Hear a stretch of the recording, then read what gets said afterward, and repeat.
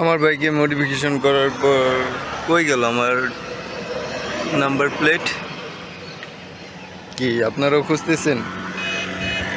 হ্যাঁ, আমিও খুঁজতেছি আমার নাম্বার প্লেট। এই যে আমার নাম্বার প্লেট, এখানে ফুড রেস্টের, প্লিয়ন ফুড রেস্টের পাশে লাগাইছে, দেখতে পাচ্ছেন এই জায়গাতে। ঢাকা মেট্রো ল 35 সিরিয়ালের গাড়ি। আমার কাছে ভালোই লাগতেছে।